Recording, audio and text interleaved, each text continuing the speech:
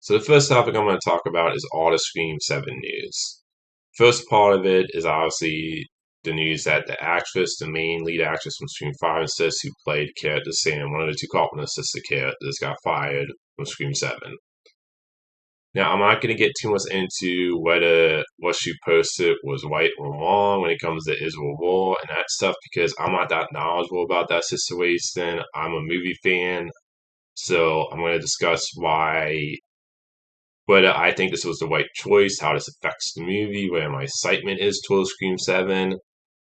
Because, like I said, at the end of the day, I'm just a movie fan. So don't take my answers too serious as someone who's not knowledgeable of the situation that she posted the tweet about. Now, based on reading her tweet, because she put out a statement and Spyglass put out a statement, the studio, and then she put out a second statement after that. And I know the director put out a statement saying, not, don't yell at me. It was my choice. Honestly, it was the studio's choice, not the director's choice. I think people do need to kind of get off the director's back when it comes to that part of it, because directors don't make decisions to fire actors. That's the studio's choice. Now, based on what I read on the post she tweeted out, I read it. I didn't think she said anything bad. From what I gathered, she was basically saying genocide is bad. That's what I gathered from reading her statement. And she put out a second statement, and she just like the spot. I know Spyglass statement was saying she was like sounding like she was being being like being having this hateful attitude, where she sounded like hateful when it came to the subject she was talking about. I didn't get that from her statement at all. And her second statement she put out, she sounded like I didn't feel like she said anything wrong in that either.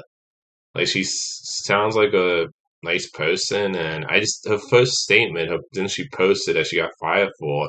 All she was saying was genocide is bad. Like I didn't get anything from that since she posted that made it come off like she said something wrong or anything that she should have been fired from. That studio should have fired her. I think they handled it really badly too. I feel like you could just like the studio should have talked to her because I think Jennifer Taylor said that she didn't find out until they got posted the report the next day or something like that. So I feel like the studio handled that really badly, and I personally just didn't think she said anything wrong that she needed to be fired from the movie. I felt like the studio should have just talked to her, and that's just my personal opinion. I think there's a lot of people are going to have different opinions on this. So let's try to have a civil conversation in the comments. This is coming from just some like I said, from somebody who's a movie fan. And when it comes to the Jen Ortega part, the reports were saying that she was going to have a big role in Scream 7. It was like her role in the script wasn't that big because of scheduling conflicts with season 2 on Wednesday, and she's a very in-demand actress. And that this was decided before the strikes happened too, about her role in Scream 7. Do I buy that? This is the reason she's not doing Scream 7? I don't completely buy that reason. Do I believe she's an in-demand actress? Yeah, I do. I do buy that being part of the reason because she has the Beetlejuice 2 coming. She has season 2 on Wednesday, and she's a very popular actress right now. So I could buy that being part of the reason why she wouldn't. It's just I don't think that's the complete reason. I do think some is that she probably stood by her cast member. 'Cause from what I heard, those four cast members, the core four, that they call themselves in Scream Sis. I believe from what I heard, that group are really close. They're really good friends. They hung out a lot when they were making those two movies. So I do buy another part of the reason being she probably stuck by her cast member. But I don't think the scheduling conflicts is the complete reason, but I do think that could be part of it too. Now, when it comes to my excitement towards Scream 7, it's definitely gone way down. Because I really love the Carpenter sister characters. I love the character of Sam and Taylor. And obviously, Scream 5 was setting up a whole trilogy with these characters where I think you would have met Sam's mom, I think, in Scream 7, the girl that Billy slept with. And I just really love the characters in that core four group. And I love how Sam kind of had a dark side. Yeah, you could say maybe with the end of Scream 6, when she drops the mask, you kind of ended her story there. You could, like, say that, but I also felt like the way she's like looking at the mask and on Scream 6, I felt like there was a hint there that she could go either way. And I like the fact she was very different from her character. She was a very different character from Cindy, where she had the darker side to her. Because I love the Cindy character, I love the Dewey character, and I was sad to see him die in Scream 5. I love the Gale character, I love those original three characters. But I felt like Scream 5 did a great job of kind of handing off to the new cast. And obviously, they had more story to tell with this being the end of a trilogy. And now obviously, the reports say now they have to rewrite the whole script now. And like I said, the excitement that's just personally for me going down. We're never going to see the end of the trilogy with the Carpenter sister characters now. And I think it's a missed opportunity. I think there's so much more story to tell. Now, when it comes to this third part of this news about, they're saying they're trying to get Nev Campbell back, who played Sydney, and they're trying to get the guy who played the cop character from Scream 3, who they reference in Scream 5. In Scream 5, they showed she had a family with him.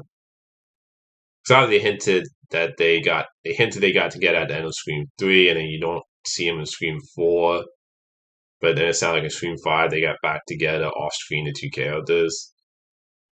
And when it comes to bringing those two back, would that make me a little bit interested? Again, yeah, it would. And look, I was going to see this movie regardless because I'm a big Scream fan. It's one of my favorite horror franchises. But it's still, my excitement would still be not all that high. Because as much as I love the Cindy character, and it must have been cool to see the actor who played the cop character from Scream 3, because we haven't seen him since Scream 3. It would have been cool to see his character again. It's just I feel like Cindy's already. I like the way her story kind of to me ended in Scream 5, where she has a family. She only came back to Woodbury in Scream 5 when she heard Dewey died. So you have to give me like a reason why the killer would go after her again. And I also just feel like she was the main character for the first four movies, and she was I would say a supporting character in Scream 5. Obviously, it was Sam was the lead character in Scream 5. I would say she was kind of like one of the main characters in Scream 5, but not the lead. But I just don't think I feel like you've done all you could with the Cindy character. Now, I heard some fan theories saying, well, I think there's a storyline where you can have it be where the killer goes after the family. And you know what? I would say that would be a way to bring a character back into the fold. Now, I know Nev Campbell didn't do Scream 6 because of a pay dispute where she felt like the offer they made wasn't enough for how important she was to the franchise. And I definitely get that. And like I said, I love the Cindy character. And I think the idea of a kill going after the family, yeah, that would be interesting, and it would be a way to bring a character back into the franchise to give a reason why the kill will go after her again. But I was really like excited for the Carpenter Sisters storyline. I wanted to see how it ended, and it just sucks that maybe the studio will change their minds. It just sucks that we won't get to see the end of that story. Now, when it comes to do I think they should move forward with Scream 7 now? I think right now you have a lot of fans pissed at you, and I definitely think you need to hit a pause on Scream 7 right now. I don't think you need to be in a rush to get this movie out. Fact of the matter is, you have to stall. The fact of the matter is, you have to stall with a whole new script now with Scream 7. You have to rewrite the whole script now, come up with a new storyline, whether that involves bringing Cindy back or not, to get people, to get some people maybe not hate the studio as much as they do right now. I think despite that, I think you need to just hit pause on Scream 7. I don't think any fans want Scream 7 right now. I think you need to have some time to have people kind of like to have the blowback like go down right now for this franchise, because I don't think anybody's excited for Scream 7 now. I mean, I know my excitement, like I said, has gone way down for this movie. And I don't think bringing Sydney back is going to be enough for me personally to get me excited for this movie again. Like I said, it'll get me maybe a little bit excited because I love the character, but like I said, it's not going to get me completely on board or excited for this movie again. So I think they definitely need to hit pause on Scream 7. So that's all the stuff about the Scream 7 news. There was obviously a lot to digest there, and I think everybody's gonna have a different opinion about, about the actor being fired. I think you're gonna hear a lot of different opinions about that, but be civil in the comments, and also just remember this is coming from a movie fan, not somebody who follows what's going on when it came to the subject she was talking about. So let's all have a civil conversation about it. The next thing I want to talk about movie news wise is Aquaman 2 is tracking 32 to 42 opening. Now, I'm not surprised by this. I've said this in multiple past videos. Nobody cares about the DCU anymore. And this isn't comic fatigue when it comes to Aquaman 2. I just think the trailers haven't made a lot of people excited, but I think most of all, people are just waiting for the new DC universe. And I think nobody cares right now because DCU is ending, and it's just, you know, what are you a Zack Snyder fan of what he did? What do you like certain movies here and there with the DCU? I will always say this: the DCU never lived up to its potential. It never fully felt like a universe, and I just think it never fully clicked for people.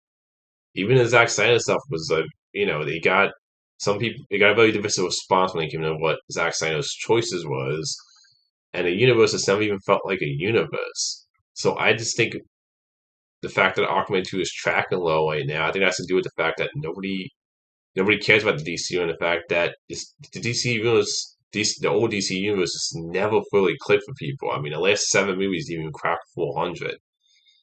This is a universe that I just think never came together. When it comes box office wise or critical wise, it just never fully came together for fans or just casual movie fans. So I'm not surprised with Aquaman 2 tracking low. And I think it's gonna end up being like the malls, but I think it's gonna bomb really bad. I mean, let me say this: tracking could change. This is still early for this movie. Tracking could go up. They still have time to promote this movie. I mean, one of the good things is that now the actors can actually help promote the movie now because the strike is over. But I just don't see this movie opening well, and it's definitely not going to make anywhere near the first Aquaman. Like the first Aquaman movie made $1 billion. It had legs. I don't see this movie make anywhere near that. And when it comes, if it would have legs, if it opens low, that depends on how good the movie is. I'm gonna say for Aquaman 2, but I'm also ready for this universe to be done. So I'm not surprised by the tracking low for this. The next thing I want to talk about is John Woo. Okay, he's the guy. I know he directed Mission Impossible 2, which is the only Mission Impossible movie that I hate in the franchise. The only one I just don't like. But he talked about comic book movies. So obviously, you've already had Lily Scott, James Cameron, and Martin Scorsese say their opinions about comic movies. So he's another older director that says something about comic book movies. There's only one part of the thing I have an issue with his comment. And look, I understand I love comic books. I am a big fan of comic book movies. Yeah, there's been some crappy ones, been some mediocre ones, like any type of genre. But the one part of his comment. So let me read this whole statement here. I never liked Boston movies with big special effects or anything based on comic books. He made. I prefer Martin Scorsese movies, that kind of cinema. I can't wait to watch Kills of the Flower Moon. I like old fashioned movies, real cinema. There aren't many movies like that lately. I really love High Water, good performances, good acting. It feels like a tragedy. Cinematography too. He says I try to get the director, but he wasn't. Okay, that's more about because he has that movie Silent Night coming out, which I'm interested in seeing. But the part I have a problem with it is that him saying when he's talking about old fast movies and him kind of coming off like comic movies aren't real cinema. They aren't real movies. And look, I have no problem with the fact it's only comic book movies. But it's like the same kind of statement I remember Martin Scorsese saying how like they aren't real movies, comic movies. I'm like, this is a problem I have with these older directors, why I feel like they come off very closed minded when it comes to types of movies. Is the fact that look, I love all types of movies. I love indie movies. I love blockbuster movies. I love small independent movies. I love musical movies. I love Western movies. I love heist movies, comedy movies, romantic comedy movies, action movies, horror movies. I love all different types of movies, no matter the budget, you know. But when you say I don't love cinema, I just look at that and go like, what